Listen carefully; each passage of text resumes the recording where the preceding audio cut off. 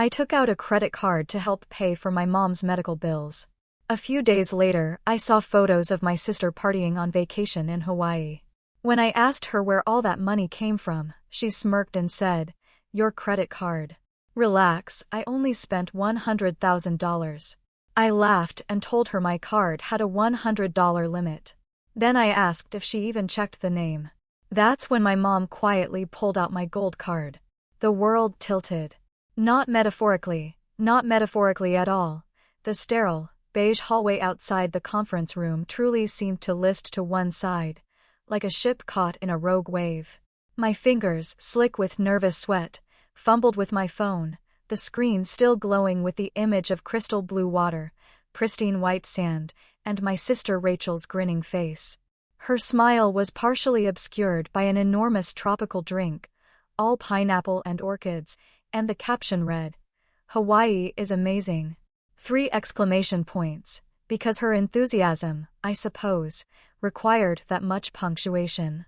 My stomach had dropped somewhere around my knees, a cold, sickening plunge. Just minutes before, I'd been focused, laser-sharp, on quarterly projections. Now, all I could focus on was the tremor in my hands as I typed, "How did you afford Hawaii?" The response flashed back almost instantly, a digital slap across the face, "Thanks to your credit card. Don't worry, I only spent $100,000. You're welcome for the frequent flyer miles." Wait. Let that sink in. $100,000. My credit card. I stared at those words until they blurred, the white text swimming against the black background. $100,000. My mind, usually so logical, so organized, kept hitting a wall of utter disbelief. This had to be a joke, right? Rachel loved drama, absolutely thrived on getting a rise out of people, but this seemed beyond even her particular brand of theatrical chaos. My phone buzzed again, yanking me out of the hallway's dizzying lean. Another photo, Rachel, lounging by an infinity pool, designer sunglasses perched just so on her nose.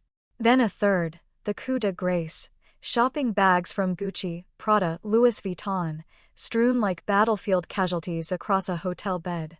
The anger, sharp and incandescent, finally cut through the disbelief. I called her. It rang, and then, finally, she answered. Her voice, bright and sickly sweet, chirped, "I was wondering when you'd notice." Notice what? My voice, I noticed, was sharper than I intended, laced with an edge of something I hadn't felt in a very long time. "What credit card are you talking about?" "The one Mom gave me, obviously," she said, as if it were the most natural thing in the world. "She said you opened it specifically to help the family, so I figured you wouldn't mind me using it for a little vacation. I've been so stressed lately." And this is where the puzzle pieces, the ones I'd been desperately trying to ignore, started clicking into place, forming a picture so ugly, so utterly devastating, that I physically flinched. Let me rewind a little, because to understand the depth of this betrayal, you need the context. 3 weeks before this Hawaiian bombshell, my mom had been diagnosed with aggressive breast cancer. Stage 3. The treatment plan was extensive and expensive. Even with insurance, the financial gap was terrifying. My dad had passed away just 2 years prior, and though he'd left Mom the house, his final illness had drained every last cent of her savings. I'd spent weeks researching, contacting every foundation, applying for every grant. Nothing, absolutely nothing, would fully cover the staggering costs. So, I did what I felt I had to do. I opened a medical credit card. It came with a $200,000 limit, a number that made my breath catch in my throat, and an interest rate that was, frankly, criminal. But crucially, it had a 12-month no-interest promotional period. My plan was meticulous: work overtime, slash every expense, maybe even pick up freelance gigs on weekends. I was going to pay that beast off before the promotional period ended and those exorbitant rates kicked in. 2 weeks before the Hawaii texts, I'd given the card to Mom, with instructions that were as explicit as they could possibly be. Medical expenses only, I'd stressed. Chemotherapy, radiation, medications, consultations. I even wrote out a detailed list, Just to be absolutely clear. Looking back, that was my first mistake, wasn't it? Trusting them.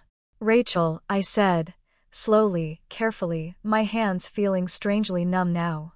That card was for Mom's cancer treatment. Her tone shifted instantly, the false sweetness evaporating. Oh, please. Mom's fine. She's got insurance, doesn't she? Besides, you make way more money than I do. You can afford it. She paused. Where are you right now? I already told you. Hawaii. The Big Island. The resort is incredible. 5 stars, oceanfront suite, spa treatments every day. I really needed this break. My hands weren't just numb anymore. They felt cold, heavy, like blocks of ice. You stole a medical credit card and went on vacation. I didn't steal anything. Mom gave it to me. She said you wanted to help family, and I'm family. Stop being so dramatic. I'm coming to get that card. A brittle laugh. Too late. I already maxed it out. But seriously, don't stress. Just pay the minimum payment each month. That's what credit cards are for. And with that, she hung up, leaving me standing in that sterile hallway, the echo of her casual cruelty ringing in my ears. I don't know how long I stood there.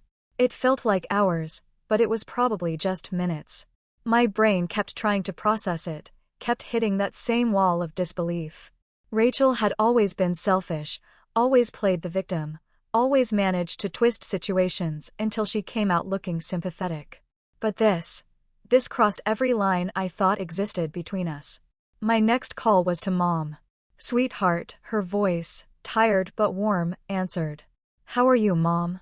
I asked, skipping the pleasantries. Did you give Rachel my credit card? A pause. A loaded, heavy pause. She needed help, honey. She's been going through such a difficult time since her breakup.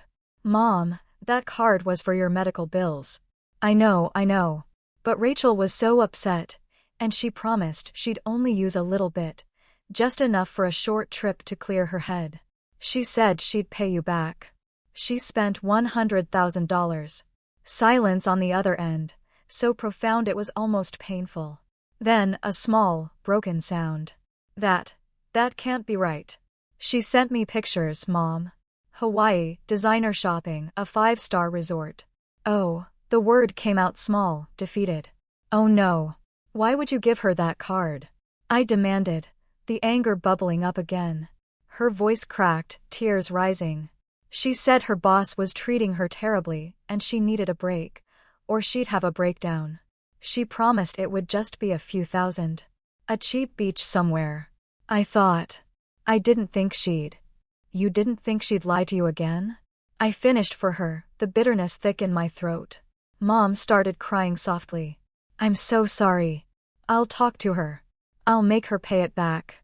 With what money, Mom? I countered, a weary exasperation settling over me. She hasn't held a job for more than 6 months in the last 5 years. I hung up. The next call was to the credit card company.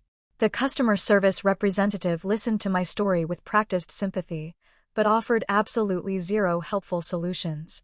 I understand your frustration, Miss Walker, she said, her voice a calm, smooth balm over my raging storm, but your mother is listed as an authorized user on the account.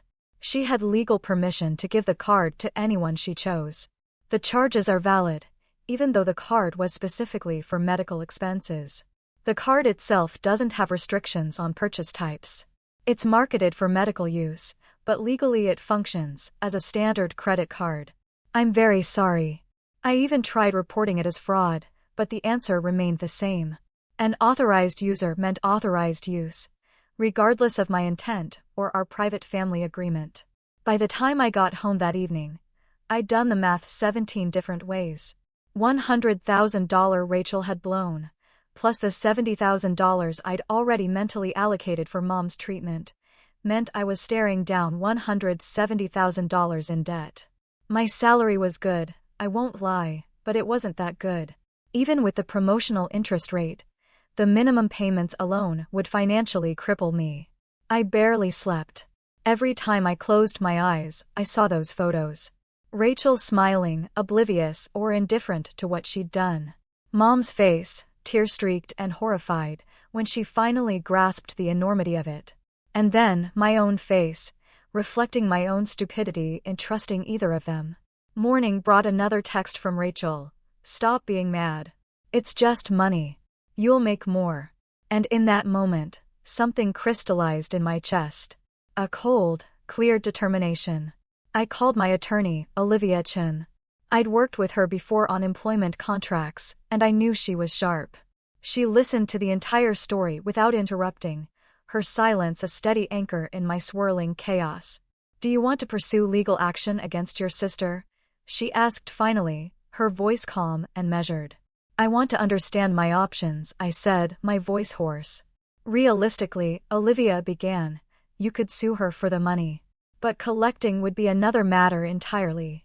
If she has no assets or income, winning a judgment means nothing. You can't get blood from a stone. What about fraud? The credit card company already told you it's not fraud in their eyes. And technically, your mother had authorization to use the card.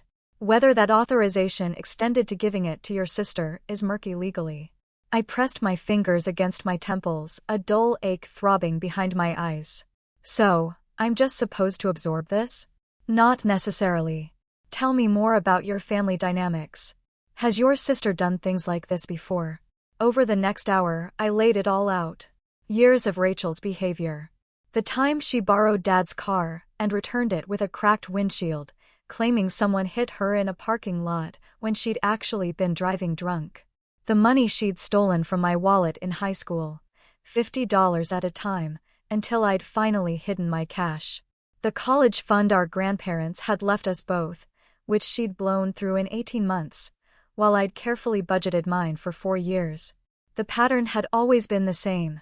Rachel would mess up, claim victimhood, cry to Mom, and somehow emerge unscathed, while I, the responsible one, picked up the pieces. Your mother enables her, Olivia stated bluntly, cutting through years of my own internal justifications. And you've been absorbing the consequences to keep the peace. What does that have to do with the credit card debt? I asked, still seeing the separate threads. Everything. Because here's what I think you should do. Stop protecting them from reality. She outlined a plan. It was ruthless. It made my stomach hurt just hearing it.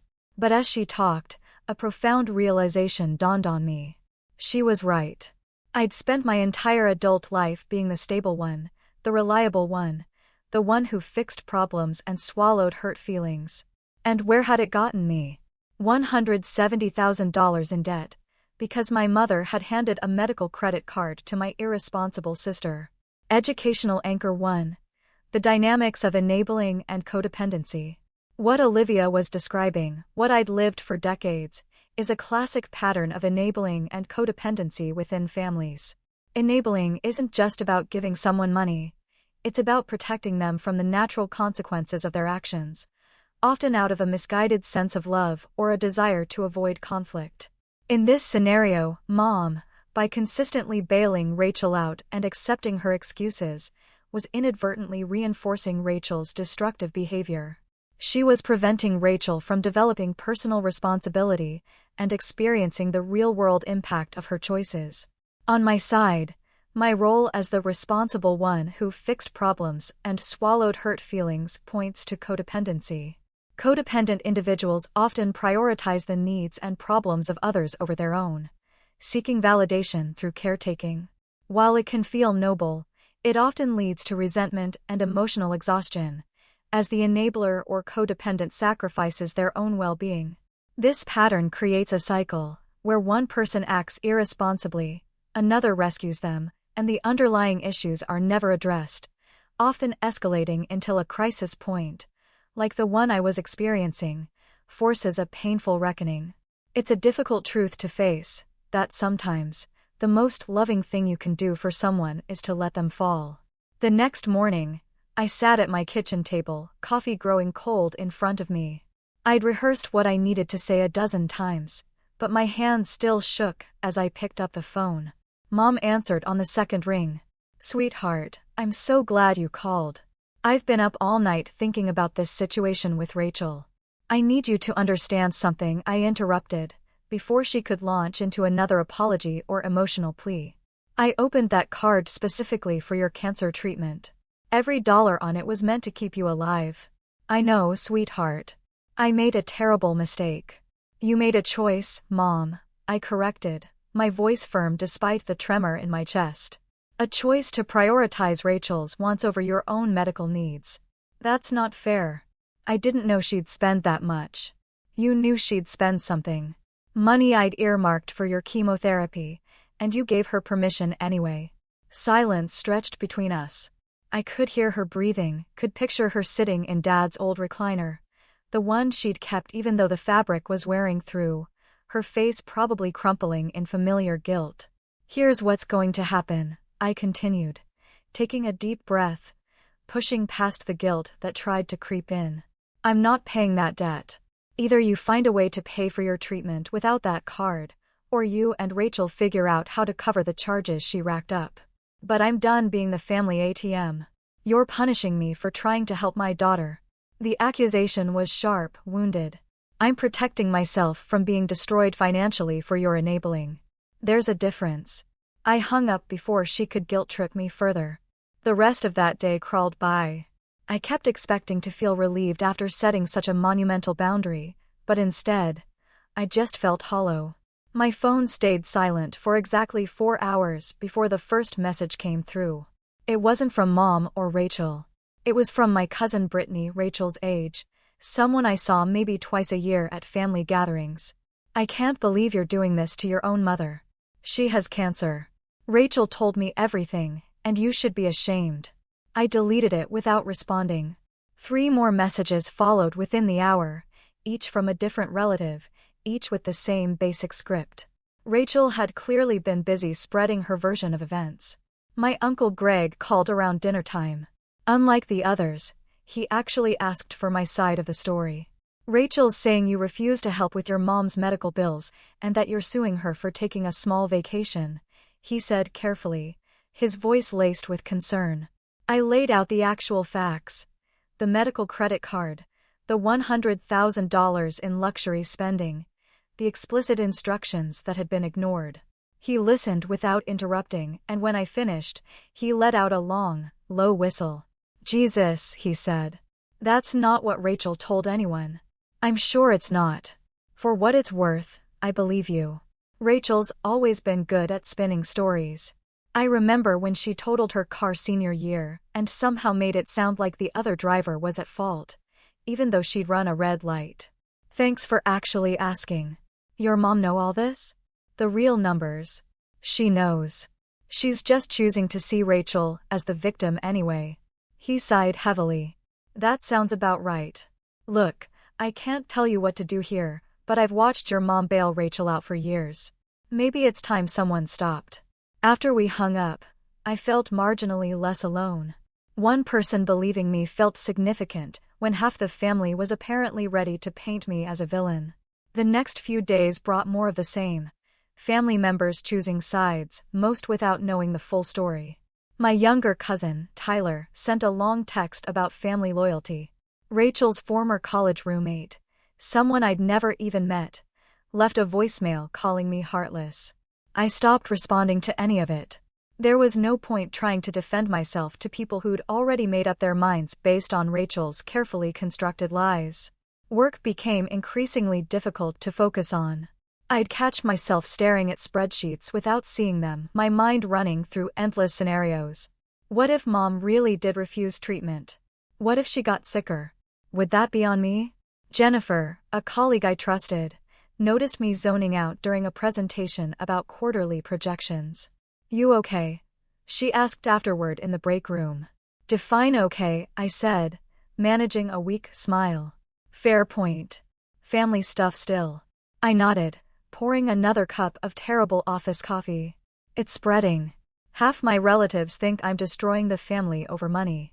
Are they offering to pay the $100,000 your sister stole? Of course not. They just think I should absorb it and move on, because that's what family does. Jennifer snorted. That's garbage. Family doesn't steal your credit card and go to Hawaii while your mom's fighting cancer.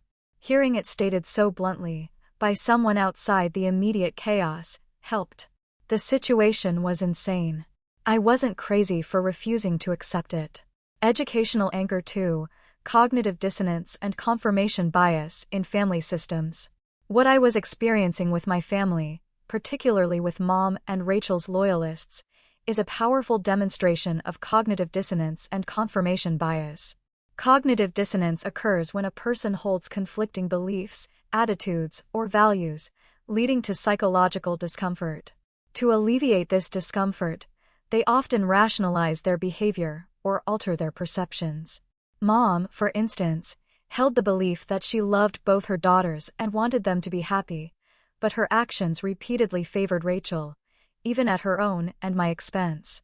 To avoid the dissonance of seeing herself as a bad mother or an enabler, she minimized Rachel's actions and magnified my lack of compassion.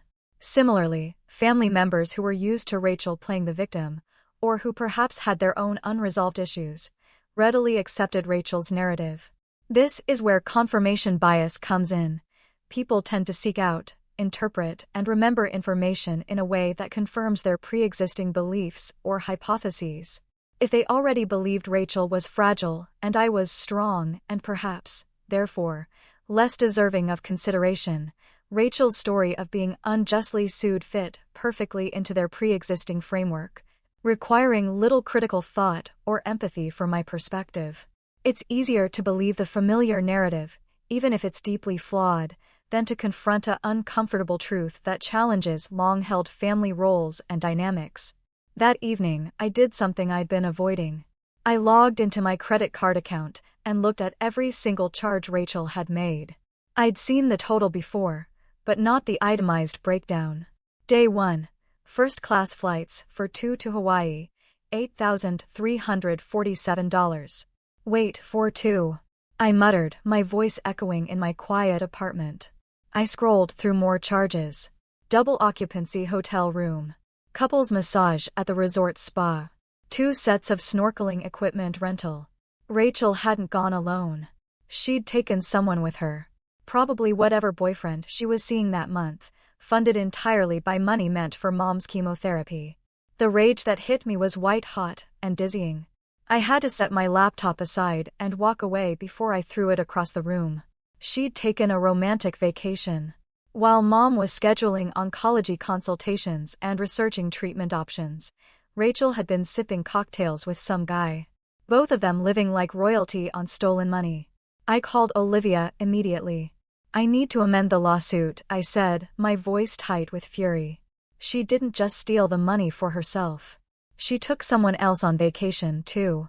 That doesn't change the legal framework, Olivia said, ever practical, but it does make it more egregious. Send me the itemized charges.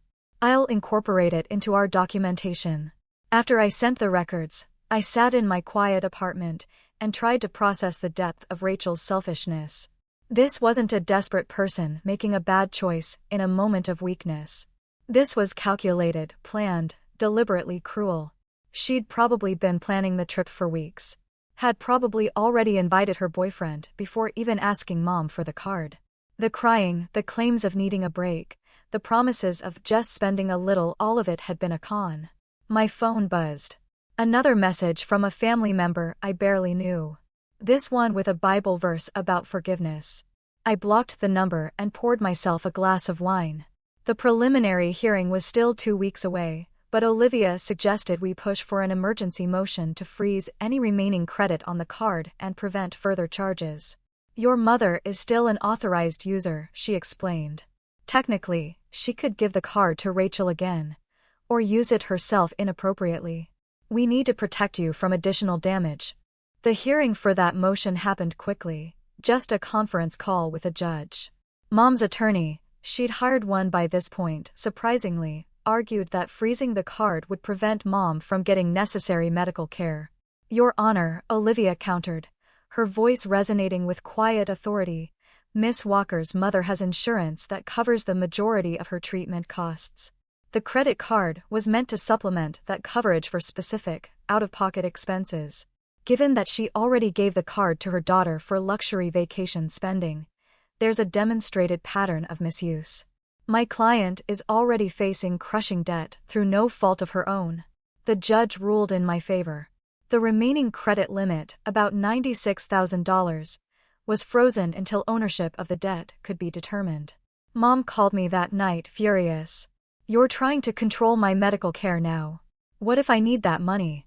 "You need it for chemotherapy, not for funding Rachel's lifestyle," I retorted, tired of her endless attempts at manipulation. The judge made it sound like I'm some kind of criminal. "You gave a medical credit card to someone who spent 6 figures on vacation, Mom. What did you think would happen?" I thought my daughter would show some compassion for her dying mother. The manipulation was so blatant it almost made me laugh. Almost. "You're not dying because of me. You're dying because you're choosing not to get treatment as a power play. That's on you." She hung up on me that time. The next call went to Rachel, who'd apparently made it back from Hawaii. "Finally decided to forgive me," she asked brightly. "I need you to pay back the $100,000 you stole." "I already told you I didn't steal anything. Mom gave me the card and I can't pay you back right now. I'm between jobs. Then I'll be filing a police report for theft and a civil lawsuit for the full amount plus damages." Her laugh was sharp and disbelieving. "You wouldn't. Mom will never forgive you. Mom can choose whose side she's on, but the consequences are on you this time." I hung up and sat in the silence of my apartment. My hands were shaking. I'd never stood up to Rachel like that before, never pushed back against Mom's guilt trips. It felt terrifying and liberating in equal measure. Olivia filed the lawsuit the following Monday. I knew Rachel had no assets to seize, but that wasn't entirely the point. The point was making the consequences visible and uncomfortable. Mom called me 17 times that day. I let every call go to voicemail. Her messages progressed from hurt to angry to desperate. "How can you do this to your own sister? Your father would be ashamed of you. Please, sweetheart, let's talk about this. We're a family." I deleted them without responding. Educational Anchor 3. Emotional blackmail, and the cycle of manipulation. What Mom was doing by framing her refusal of treatment as my fault, and what Rachel was doing by attempting to leverage Mom's illness against me, is a form of emotional blackmail. This is a manipulative tactic where someone uses fear, obligation, and guilt, FOG, to control another person's behavior. In Mom's case, she was attempting to induce guilt in me by suggesting my actions were directly leading to her suffering or death. This is an incredibly potent form of manipulation, especially in parent-child relationships, where the child's innate desire to protect their parent is deeply ingrained. The "we're a family" plea, often used to bypass individual responsibility and force conformity, is another common tool in this cycle. It implies that family loyalty demands unquestioning sacrifice, regardless of the personal cost or the justice of the situation. By hanging up and deleting the messages, I was, perhaps unconsciously, breaking the cycle of reinforcement. I was refusing to participate in the game, to give the manipulators the emotional reaction they sought, and thereby denying them the power they held over me. It's a painful process, disentangling from these patterns, because it often means directly confronting people you love and challenging deeply embedded family roles. 3 days later, my Aunt Paula called. Mom's older sister, the one family member who'd never sugarcoated Rachel's behavior. "Your mother is having a meltdown," she said without preamble. I imagined so. She called me crying, saying you're suing Rachel and refusing to help with her medical bills. That's partially accurate. Good. It's about time someone held those two accountable. I blinked. You're not calling to tell me I'm a terrible daughter? God, no. I've been watching Rachel manipulate your mother for decades, and I've watched you sacrifice yourself trying to hold everything together. This needed to happen 20 years ago. The relief that washed over me was almost painful, a sudden, unexpected release of tension. I thought everyone would side with them. Your mother's siblings are split, I won't lie. But I'm in your corner. So is your Uncle David. We've both offered to help with her treatment costs, but she's refusing because she's mad at you. My blood ran cold. She's refusing cancer treatment to punish me for not enabling Rachel? Apparently. She says if you won't help family, she doesn't want anyone's help. The manipulation was so textbook, I almost laughed. That's her choice, I said, surprised by the firmness in my own voice. I agree. Just wanted you to know you're not alone in this. After we hung up, I sat with that conversation for a long time. Mom was escalating, using her own health as a bargaining chip. It should have made me feel guilty. Instead, I just felt tired. The weight of that reality pressed down on my chest at odd moments. Sitting in traffic, standing in line at the grocery store, lying in bed at night staring at the ceiling. My mother might die because she was too stubborn to accept help that came with accountability. And somehow, I was supposed to be okay with that. I wasn't okay with it. But I also wasn't going to break, wasn't going to rush in and fix everything like I always had before. That pattern had nearly destroyed me financially and emotionally. Breaking it hurt, but staying in it would have been worse. Rachel, meanwhile, had started a social media campaign painting herself as the victim. I didn't follow her accounts, but mutual acquaintances kept sending me screenshots. My sister is suing me for taking one vacation after years of struggling with my mental health. Family is supposed to support each other, not tear each other down. Broken heart emoji. The post had hundreds of sympathetic comments from people who didn't know the real story. She's crowdfunding for legal fees now, my cousin Tyler texted me. This is getting out of hand. I looked at the crowdfunding page. Rachel had posted photos of herself looking sad and defeated, with a long story about how she'd used a family credit card with permission for a modest trip and was now being viciously sued by her wealthy sister, who wanted to see her destroyed. The goal was $50,000 for legal fees and living expenses. She'd already raised $3,200. People are actually giving her money, I said out loud to my empty apartment. My phone rang. Olivia.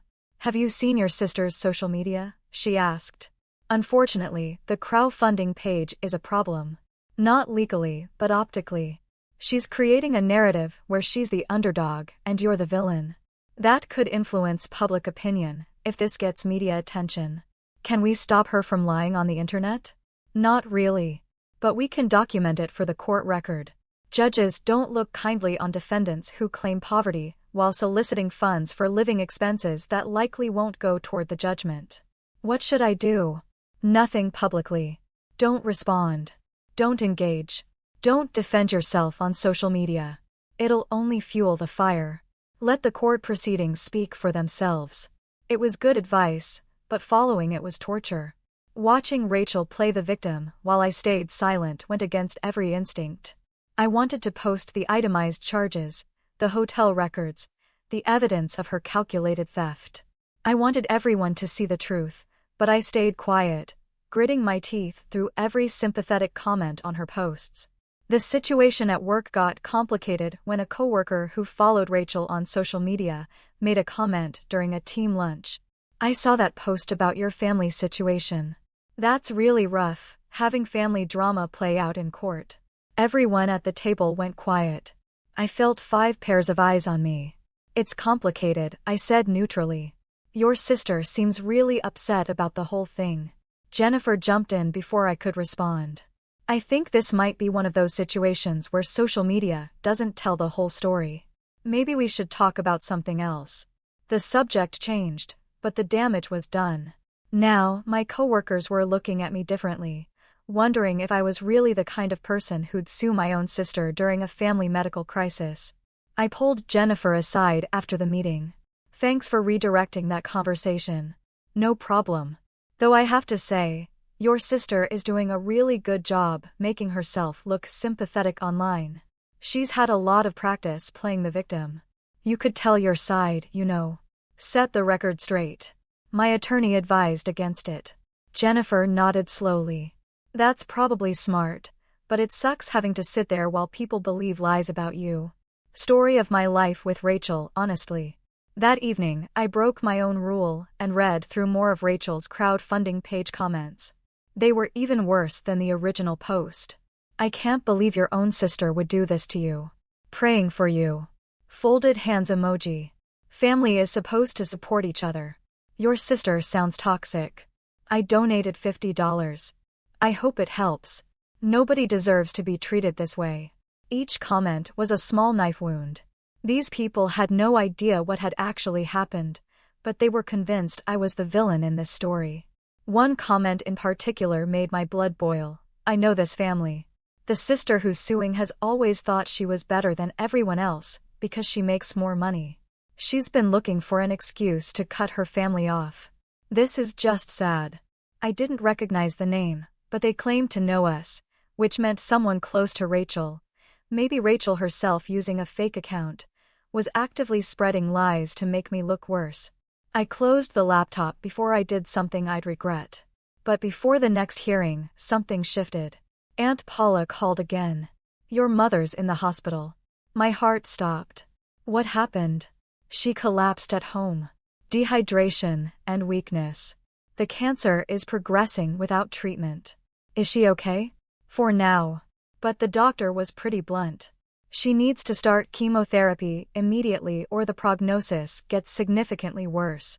I closed my eyes. Let me guess. She's still refusing. She told the oncologist she couldn't afford it because her ungrateful daughter froze her credit card and is suing her other daughter into poverty. The manipulation was so blatant. I almost admired the audacity. Almost. I'll go see her, I said. Be prepared.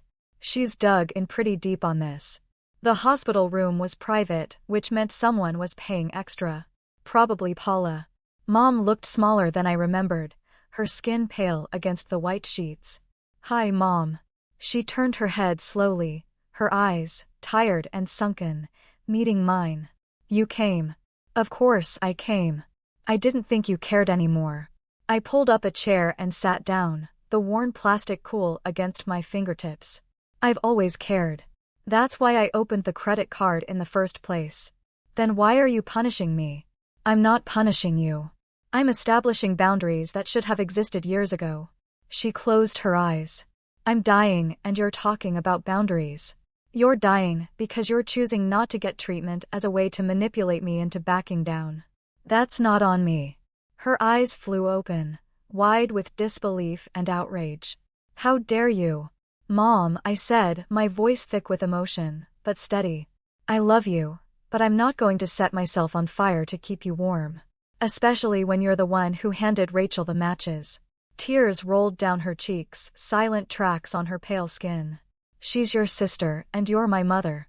You had one job with that credit card, and you failed. You chose Rachel's wants over your own life, and now you're trying to make that my responsibility. I just wanted both my daughters to be happy, she choked out. At what cost? My financial security? Your life? Where does it end? She didn't answer. I stood up. I love you enough to watch you make your own choices, even terrible ones. But I won't sacrifice my future to enable your mistakes. When you're ready to actually get treatment I'm still willing to help arrange through legitimate means, call me. Until then, I hope you figure out what's actually important to you. I made it to my car before I started crying.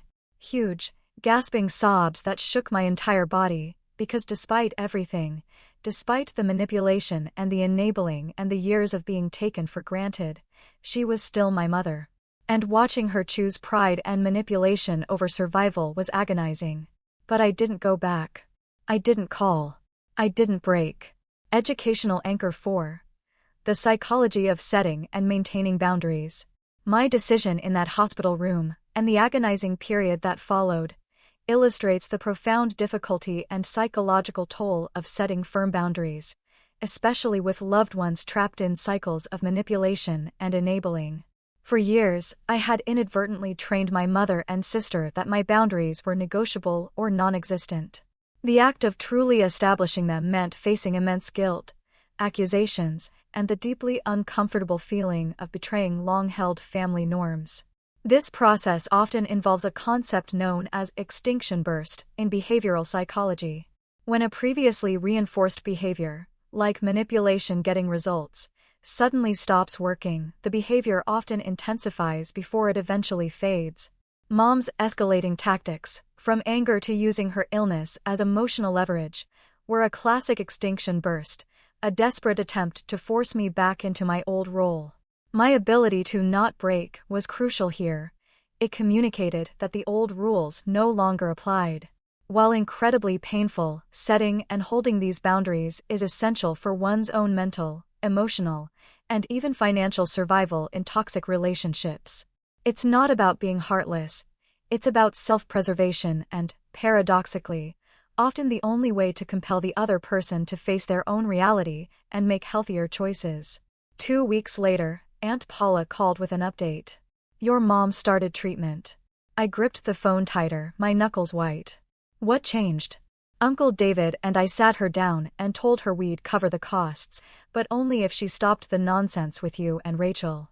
We also told her that if she refused treatment one more time to play mind games, we'd walk away and let her deal with the consequences alone. She listened. She didn't have much choice. The doctor scared her straight about how fast the cancer was advancing. Reality finally got through.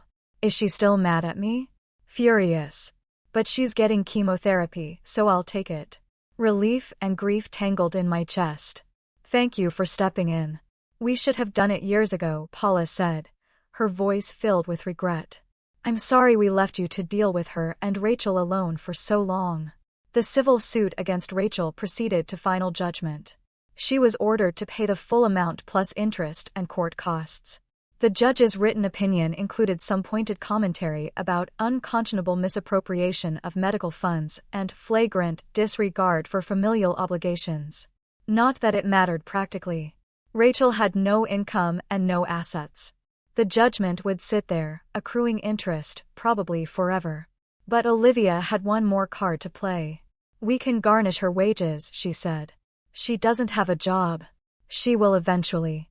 And when she does, a portion of every paycheck will go toward this debt until it's paid. It'll follow her for years. Good, I said, a grim satisfaction settling in. There's also her tax refunds. Those can be seized. Any inheritance she might receive. Any lottery winnings. Basically, any money that comes to her through legal channels can be intercepted. The idea of Rachel spending years looking over her shoulder, watching potential money slip away before she could touch it, satisfied something dark and justified in my soul. 6 months passed. Mom completed her first round of chemotherapy. The cancer responded well. Aunt Paula sent regular updates, but Mom and I still hadn't spoken directly. Rachel, meanwhile, had spiraled. According to family gossip, she tried to get several jobs, only to have the wage garnishment scare off employers. She'd moved back in with Mom briefly, but they'd fought constantly. Last I heard, she was living with some boyfriend in a questionable part of town. I didn't feel victorious. I felt tired and sad and relieved in equal measures. Then one Tuesday evening, my doorbell rang. I opened it to find Mom standing there. Thinner than before, her face still pale, but steady on her feet. Can I come in? I stepped aside wordlessly. She sat on my couch, hands folded in her lap, looking around my apartment, an unfamiliar vulnerability in her eyes. I owe you an apology. Okay, I managed, sitting across from her, not trusting myself to speak much more. I spent a lot of time in treatment thinking about how we got here. About all the times I chose Rachel's feelings over your needs, about how I taught her that tears and manipulation would get her what she wanted. And I taught you that your job was to hold up everything together. I just listened. Paula made me see a therapist. She said it was part of her conditions for helping with treatment. I fought it at first, but she paused, taking a slow, shaky breath. The therapist asked me why I gave Rachel the credit card. I said because she was crying, because she needed help. And the therapist asked why I didn't consider that you might need help too. That you'd taken on an enormous financial burden to save my life, and I'd undermined that to spare Rachel's feelings. What did you say? I didn't have an answer. Because I'd never thought about it that way. I'd always just thought of you as strong, as capable, as someone who could handle things, and I took advantage of that. Tears were building behind my eyes, but I held them back. I'm sorry, Mom continued, her voice breaking. I'm sorry for giving her the card. I'm sorry for trying to guilt you into fixing it. I'm sorry for using my illness to manipulate you. I'm sorry for every time I chose keeping the peace over protecting you. Why now? My voice came out rough, heavy with unshed tears. Why apologize now? Because I almost died choosing pride over sense. Because my sister told me if I didn't get my act together, I'd lose both my daughters instead of just one. Because I finally realized that enabling Rachel wasn't helping her. It was destroying her. And it was destroying you too. We sat in silence for a long moment, the quiet stretching between us, heavy with years of unspoken truths. I can't go back to how things were, I said finally, the words a gentle but firm statement of fact. I can't be the one who fixes everything while getting hurt in the process. I know, she said, looking directly into my eyes, her own filled with a remorse I'd never seen there before. I'm not asking you to. I'm just asking for a chance to do better. What about Rachel? I asked, almost dreading the answer. Mom's face fell. I told her she needed to get a job and start making payments on the judgment. She screamed at me that it was my fault for not giving her the life she deserved. We haven't spoken in 2 months. She sighed, a deep, weary sound. I'm sorry. Don't be, I said, a small, sad smile touching my lips. I created that monster. Now I have to live with it. But I don't have to keep feeding it. Over the following months, Mom and I rebuilt something. Not what we'd had before. That was gone, burned away by betrayal and hard truths, but something new. Something more honest, more balanced. She updated me on her treatment. I told her about work. We didn't talk about Rachel unless it was absolutely necessary. The credit card debt got transferred to a personal loan with a slightly better interest rate. I'd paid off about $30,000 so far through aggressive budgeting and overtime. It would take years, but I'd manage. Rachel resurfaced occasionally in family gossip. She'd bounced between 3 more boyfriends. She'd been fired from 2 jobs. She declared bankruptcy, which wiped out most of her other debts, but didn't touch the judgment I held. I didn't feel triumphant about her struggles. I just felt done. 2 years after the Hawaii trip, I got a letter from a debt collection agency. Rachel had gotten a decent-paying job, and they'd started garnishing her wages. The first payment was $347.82. I stared at that check for a long time. It represented roughly 3 hours of the vacation she'd stolen from Mom's cancer treatment. At this rate, she'd be paying for the next 25 years. I deposited it without ceremony and got on with my life. Mom's cancer went into remission. She apologized to Paula and David for her behavior, and worked hard in therapy to understand her enabling patterns. She even sent Rachel a letter saying she loved her but wouldn't be offering financial or housing support anymore. Rachel responded with a vicious tirade that Mom, instead of hiding, showed to her therapist. Progress. I dated someone for a while, a man who asked good questions and actually listened to the answers. We didn't work out long term, but the relationship taught me I was capable of trusting someone again. Work promoted me. The raise helped with the debt payments. Life moved forward. Sometimes, I still saw those photos in my mind.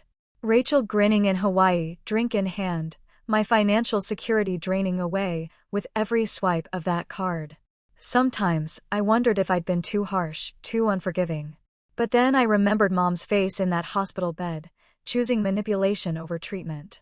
I remembered years of swallowing hurt to keep the peace.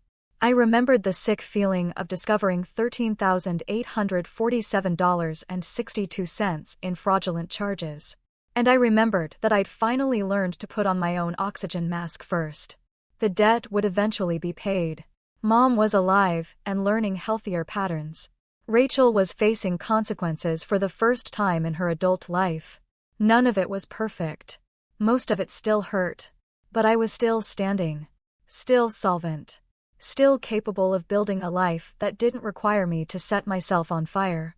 And that, in the end, had to count for everything.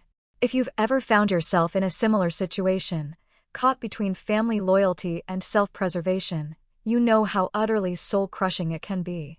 This story, for me, became a testament to the brutal, beautiful power of boundaries and the uncomfortable truth that sometimes, the hardest choices are the ones that save you. It taught me that while we can't choose our family, we can choose how we allow them to impact our lives. The moral lesson here, if there is one, is simple but profound. True love, whether for family or self, sometimes means saying no, letting go, and allowing others to face the music of their own making. It's about recognizing that you are not responsible for another person's happiness or choices, especially when those choices inflict harm. Your worth isn't measured by how much you sacrifice for others, but by how well you protect your own peace and integrity. But here's the really uncomfortable question. When does unconditional family love cross the line into destructive enabling, and who truly suffers most in the long run? Is it the enabler, the enabled, or the one forced to break the cycle? Let me know your thoughts in the comments below. I'm reading every single one.